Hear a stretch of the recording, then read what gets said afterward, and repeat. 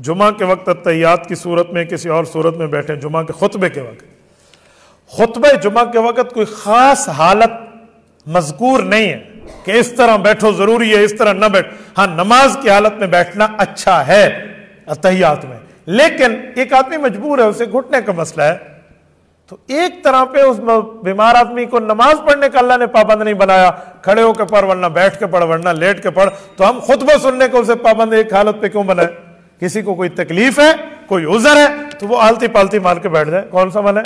जैसे आसानी है वैसे बैठ जाए, लेकिन आम तौर पे आप नमाज की अत्तहियात वाली शक्ल में, कोई खास शक्ल नहीं आप यूं बैठे, मतलब पहले खुतबे में यूं हाथ बंद हो और दूसरे खुतबे में हाथ खोल दें, ये गलत तरतीब है, लोगों ने अपनी तरफ से बनाई है, ऐसा कुछ भी नहीं है। हाँ, ये है कि सलाम व कलाम वहां ना हो। इज़ा खरज अल इमाम फला सलात वला कलामा, इमाम अब खुतबे के लिए आ गया तो आप आ गए हैं, भाई ये कर लो जी, वो कर लो, फला है फला, इस तरह के मामलात आपने बोलना वगैरह नहीं है, तो इस तरह तो आप बैठ सकते हैं और खुतबा बड़ी तवज्जो और इन्हमाक से सुने।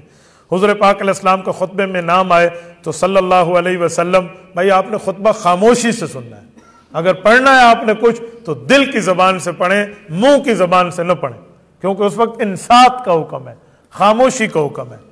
और जब कुरान और सुन्नत खामोशी का लफ्ज कह दे फिर अपनी तरफ से नहीं पढ़ते।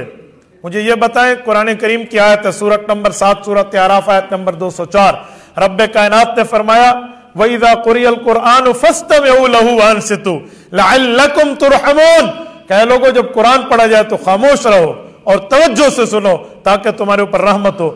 अगर नमाज में एक आदमी आगे कुरान में, इमाम कुरान नमाज में पढ़ रहा है और वो पढ़ते हैं मुहम्मदुर रसूलुल्लाह वल्लज़ीना मअहू अशिद्दाउ अलल कुफ्फार रुहमाउ बैनहुम, मुक्तदी सल्लल्लाहु अलैहि वसल्लम कहेगा नमाज में?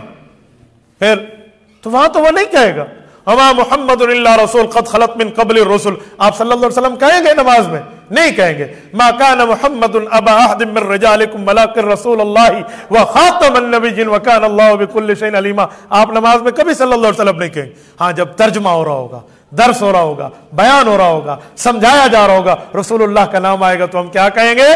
सल्लल्लाहु अलैहि वसल्लम, बल्कि सल्लल्लाहु अलैहि व आलिहि वसल्लम। दुरूद पाक में हुजूर की आल को भी शामिल किया करो, बाबरकत दुरूद है, तो उस वक्त आप कह सकते